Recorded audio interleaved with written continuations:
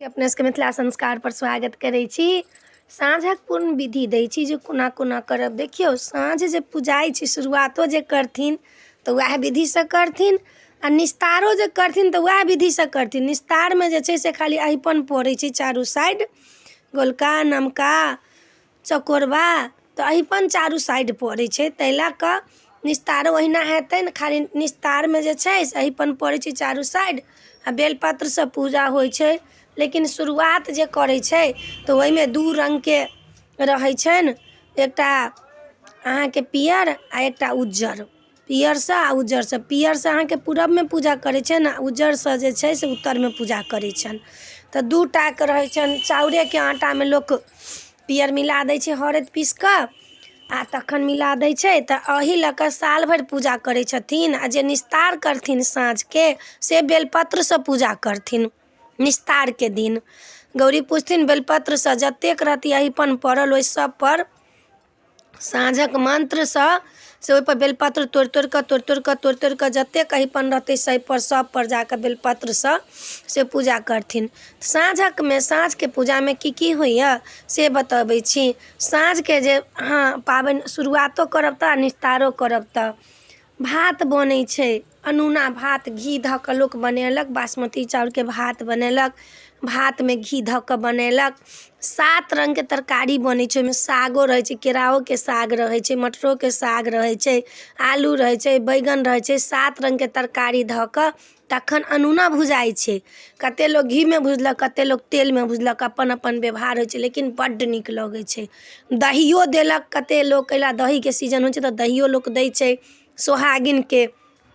5टा सोहागिन खायके तऽ अपना सबके सबमे विध छै 5टाके सोहागिन खायके। 5टा 7टा 11टा लोक चूड़ा दही भोजो खुएलक। लेकिन ई भात जे होइ छै, भात आ साग सब 7 रङ्गके भुजिया से दै छै लोकके खायके लेल, पाते पाते कहि कऽ।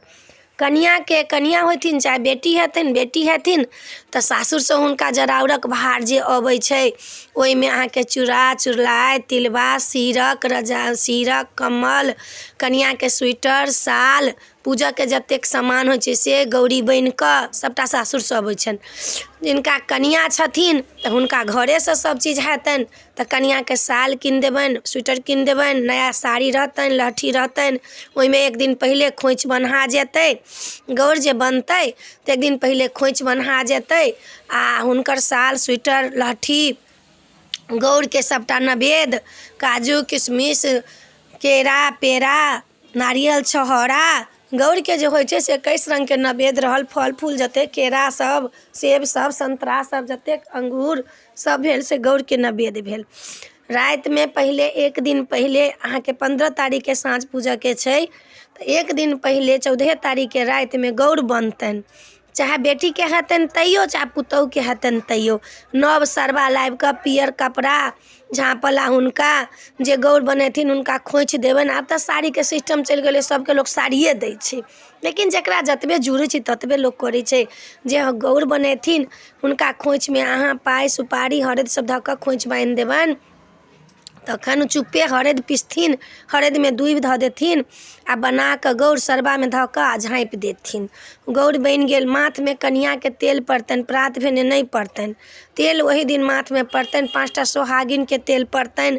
5टा सोहागिनके अपन बिस्कुट दिअ, चॉकलेट दिअ, खोइछमे जे मोन होइए से दिअ। जहन हकार पूरल आबै छै तहन चाय दिअ। जाड़के महीना छै तऽ लोक बेसी चाय कॉफीके होइ छै, चाय दिअ कॉफी दिअ, जे मर्जी होइए। गीत हेतनि, गोसाउन ब्रह्मक गीत हेतनि। तखन कनियाँके साड़ीमे खोइछ बन्हेतनि, खोइछ बन्हेतनि आ माथमे तेल पड़तनि गोसाउन ब्रह्मक गीत भेलाके बादमे। गौर बनतनि तऽ गौरके गीत हेतनि, भोला बाबाके गीत हेतनि, ओहिमे महेशमानी हेतनि। तऽ ई सब हैत। गौर जहन बनि जायत तऽ प्रात भेने कनियाँ अपन माथसँ नहि नहेथिन सोनेथिन। साँझमे निवृत्त सवेरे भऽ जेथिन, साँझमे नहेथिन सोनेथिन, साड़ी कपड़ा लहठी सब पहिरथिन आ पहिर कऽ तैयो अहिपन तऽ पड़बे करतनि, कनिक अहिपन पड़तनि। शुरुआत हेतनि तऽ अहिपन कनि पड़तनि आ जहन अहाँके लास्ट हेतै तऽ पूरा छत पूरा आँगन अहिपन पड़तै, चारू तरफ अहिपन पड़तै। नमका गोलका चौखुट्टा चारू साइड अहिपन पड़तनि। ओहिमे बेलपत्र लऽ कऽ पूजा करथिन निस्तार हेतनि तऽ। आ नहि शुरुआत हेतनि तऽ पियर आ उज्जरसँ पूजा करथिन, पूरब मुँहे आ उत्तर मुँहे। गौर के नैवेद्य धरथिन। जहिना मधुश्रावणी पंचमी में धराइ छै तहिना गौर के नैवेद्य देथिन। गौर के नैवेद्य जे रहतनि से भाय खेतनि, नहीं तो घरवाला एक तरफ के भाई खाइ छै, भाई रहल तो भाई के देलक, घरवाला रहल तो घरवाला के देलक, एक तरफ के अपने खाइ छै। अपने खाइ छै तो सोहागिनो के दऽ सकै छै। ई नहीं जे गौर के नैवेद्य दऽ कऽ हाँ एम्हर ओम्हर करब से नहीं हैत, तो अपनो खा लेब आ सोहागिनो के दऽ देब। जे गौरी पूजै छथिन तो सोहागिनो के दऽ देब, विधवा के नहीं देबनि, सोहागिनो के दऽ देबनि। प्रसाद छै गौर के। गौर पूजथिन, अपन वाला बिहौती गौर रहतनि सेहो पूजथिन, आ हरद वाला गौर जे रहतनि बनन सेहो पूजथिन। पूज कऽ गौरी पूज कऽ तखन साँझ पूजथिन। पहिले गौरिये के पूजा हेतनि। गौरी गणेश के पहिले पूजा होइ छनि तहने किछो होइ छनि। गणेश के एकटा कलश रहथिन धयने, ओहि कलश पर पहिले पूजा कऽ लेथिन, तखन गौरी के पूजा करथिन, तखन साँझ के पूजा करथिन। पहिले गौरी के पूजा तखन साँझ के पूजा।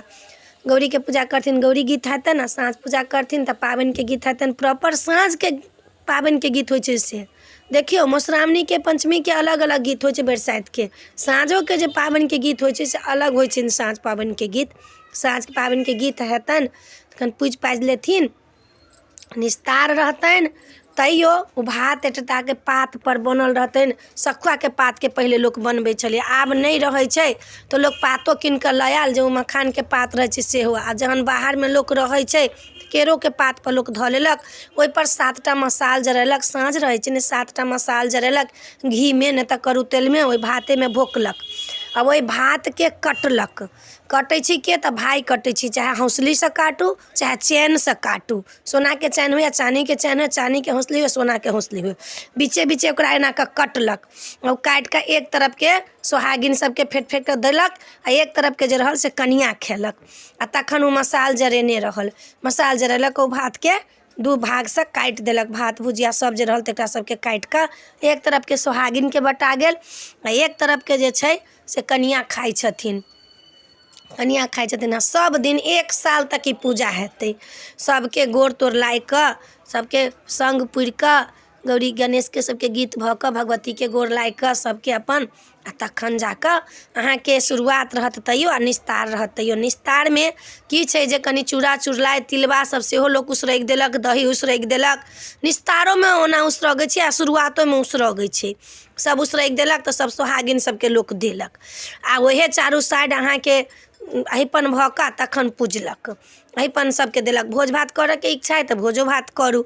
ई जे अइ साँझक से पूरा अहाँके विधि देलहुँ हँ, जे कोना कोना करब, की करब, की करऽ के चाही, एहिमे से छै। देखियौ सब चीज के अपना सनातन धर्म में कोनो चीज छै तकरा सबके महत्व छै। बिना महत्व कुछ नहीं छै, किछो नहीं छै।